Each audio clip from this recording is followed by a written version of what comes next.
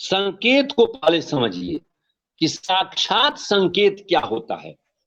संकेत को पहले समझिए। संकेत चतुर्भेदो जात्यादि जातिरेव वा। संकेत जो होता है वो 4 प्रकार का होता है। ये जाति में भी होता है अथवा जातिरेव वा, जात्यादि जाति आदि में, और जातिरेव वा अथवा अन्य में भी।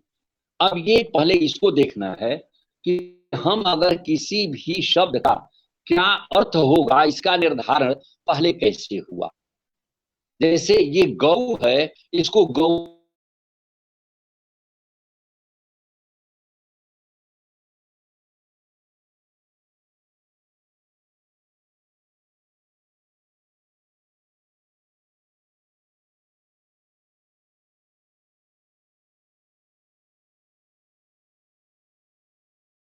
तो वहां बैठा एक छोटा बच्चा ये देखता है कि जैसे पिताजी ने कहा तो भैया गए और एक शासनादिमान पशु, पशु भी क्या जानता है, लेकिन एक शासनादिमान पशु को ले आए।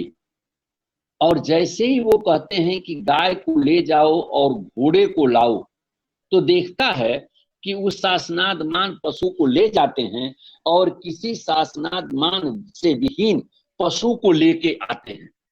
तो ये समझता है इस अन्वय व्यतिरेक से कि ये जो पशु ले आए थे और ले जा रहे हैं वही गाय है। इस तरह से वह गौ शब्द के अर्थ को समझता है, ये उसका संकेत हुआ। अब स्थिति ये है कि ये संकेत हम किसमें माने। अगर हम व्यक्ति में संकेत मानते हैं तो व्यक्ति में संकेत मानने से समस्या ये हो जाएगी कि अगर किसी गाय को हमने कहा कि गाय ले आओ, और जो गाय वो लड़का लेके आया, गाय का अर्थ केवल उस देवदत्त के गाय से ही है, तो संसार की और गायों को क्या कहा जाएगा। और संसार में जितनी गायें हैं सबके लिए अलग अलग शब्द का निर्माण तो संभव नहीं है। इसलिए ये कहा गया कि किसी भी शब्द की वाचकता या किसी भी शब्द का अर्थ विशेष जो है वो किसी व्यक्ति से न होकर के उस जाति से हो जाए। जैसे गोत्व जाति, मनुष्यत्व जाति। अब जितने मनुष्य हैं सब में मनुष्यत्व है, ये कोई आवश्यक नहीं कि राधा में मनुष्यत्व है और मोहन में नहीं, कृष्ण में है सीता में नहीं है, जो भी है। इस तरह से एक भी व्यक्ति का वो व्यक्ति हुआ, और जो गोत्र हुआ, मनुष्यत्व हुआ, उसे जाति कहते हैं कि जाति में उसका संकेत किया जाए। अब स्थिति ये आई कि अगर व्यक्ति को हटा दिया जाए तो जाति को हम बुलाएंगे कैसे। हम अगर प्रेम शंकर को कहते हैं या किसी को, ये कौन से लड़के इसमें है, ऐश्वर्या है, उसको बुलाते हैं कि ऐश्वर्या को बुलाओ, ऐश्वर्या का शरीर न आवे, तो वो आएगी कैसे। क्योंकि ऐश्वर्या एक जाति है, एक कन्या जाति है, स्त्री जाति है। तो उस जाति को बुलाने के लिए व्यक्ति की कल्पना आवश्यक है, क्योंकि वो जाति जिस व्यक्ति में रहती है, आने जाने की क्रिया का काम ये तो वही करेगा, व्यक्ति ही करेगा। भाष्यकार पतंजलि ने इसके 4 भेद किए थे। जात्यादि जाति में जाति, व्यक्ति, गुण, क्रिया और यदृच्छा, ये 5 प्रकार का होता है। लेकिन उसमें उन्होंने ये कहा कि व्यक्ति जो है उसके साथ, जाति के साथ क्या होता है, व्यक्ति होता है, और व्यक्ति की क्रिया होती है।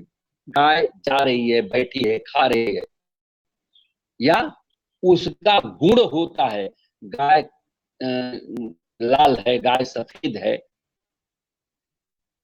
फिर उस गाय के या बच्चे के हम लोग कुछ नाम रख लेते हैं। जो हम नाम रखते हैं वो यदृच्छा होता है, हम उसको जो नाम रख दें, जिस नाम से पुकार लें।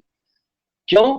क्योंकि जैसे किसी के घर लड़का पैदा हुआ तो वो बच्चा तो है, ये तो उसकी जाती हुई कि वो लड़का है, लेकिन उस लड़के का क्या नाम होगा ये हमारी मर्जी पर है, इसे बोलते हैं यदृच्छा।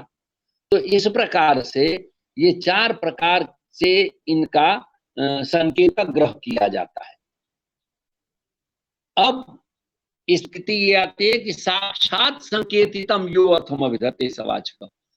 गाय का, गौ का अर्थ यह शासनादिमान पशु गाय है, यह इसका साक्षात संकेत है। संकेत भी कई प्रकार के होते हैं और उसी को, उस शब्द का हम वाचक मानते हैं। साक्षात संकेतम यो अर्थम अभिधते सवाचक, वही उसका वाचक होता है और शब्द वाच्य कहलाता है, अर्थ जो है वो वाच्य हो जाएगा। तो साक्षात संकेत इससे होता है, ये संकेत ग्रह इस प्रकार से होता है और इन वस्तुओं का यह नाम है, इस पशु का ये नाम है, ये हमने एक संकेतक ग्रह कर लिया है और उसी आधार पर हम उसे पुकारते हैं, बुलाते हैं। आज भी कभी कभी स्थिति ये होती है कि किसी चीज के लिए हम लोगों ने कोई निर्धारण नहीं किया है और जब वो समस्या आती है तब उसका हम नाम रखने लगते हैं। जैसे कभी किसी संस्था के विरोध में लोग बैठ गए, इकट्ठा बैठ गए। अब किसी संस्था के विरोध में बैठे हों, इसके पहले नहीं बैठे हों, उसके लिए किसी शब्द का चयन नहीं किया गया, तो हम लोग उस व्यक्ति को पकड़ने की दृष्टि से वहां बैठ गए हैं। नहीं, ठीक है, हम आपको हिलने नहीं देंगे, अपनी मांग मनवाएंगे। तो धारणा शब्द का निर्माण वहां से हुआ, इसको हम धारणा कहेंगे। अब ये चीज पहले नहीं था, बाद में भी हो गया। आज हम लोग लॉकडाउन ये सुन रहे हैं, लॉकडाउन हो गया, इसके पहले तो लॉकडाउन नहीं सुने थे। जो शब्द, इसीलिए कहते हैं कि कभी कभी ये शब्दों के अर्थ भी परिवर्तित हो जाते हैं। वैदिक शब्दों में आए हैं, पहले असुर शब्द देवता के लिए प्रयुक्त होता था, आज राक्षस के लिए प्रयुक्त। मैंने वो भाषा विज्ञान की चीज हो गई, आप उसको पढ़ेंगे तो पता चलेगा। लेकिन ये शब्द जो होते हैं ना, उसके वाचक हैं, ये हम बनाते हैं या समाज बनाया और वो प्रथित हो गया, उसी का प्रयोग हम लोग करते हैं। तो साक्षात संकेत जो करता है जिस क्रिया के लिए, जिस व्यक्ति के लिए, वही उसका वाचक होता है। साक्षात संकेतितम यो अर्थम, साक्षात संकेतित जो अर्थ होता है वही उस अर्थ का वाचक होता है, वही शब्द होता है। अब यहाँ संकेतित अर्थ तो हो गया, साक्षात क्यों इन्होंने कहा? साक्षात शब्द से क्या अभिप्राय है? जैसे परंपरा भी होता है, जो साक्षात उसका संकेत नहीं करेगा लेकिन परंपरा से उसका संकेत कर देगा। हम किसी व्यक्ति को बुलाने के लिए आवाज देते हैं, देवदत्त अत्रागच्छ, तो देवदत्त यहाँ आओ, यह इन वाक्यों का साक्षात अर्थ हुआ और देवदत्त वहां से चला आता है, ये उसका अर्थ हुआ और हम जो बोले वो उसका वाचक हुआ। लेकिन अगर हम बोलते नहीं हैं और हाथ के इशारे से उसको बुला देते हैं और देवदत्त चला आया, तो क्या हाथ के इशारे का वाच्य ये होगा कि देवदत्त यहाँ आओ? हाथ के इशारे को अगर हम बुलाते हैं तो वह उसका साक्षात वाचक नहीं हुआ, वाचक तो हुआ, वाचक हुआ तभी तो चला आया। लेकिन यह चूंकि साक्षात वाचक नहीं है, इसलिए इसको उसका अर्थ नहीं कहेंगे, इसको वाचक नहीं कहेंगे। साक्षात अर्थ का द्योतक नहीं है, इसलिए वाचक नहीं। तो साक्षात संकेत का ग्रह जिस शब्द से होता है वही उस अर्थ का वाचक होता है। ठीक है, ठीक है। अब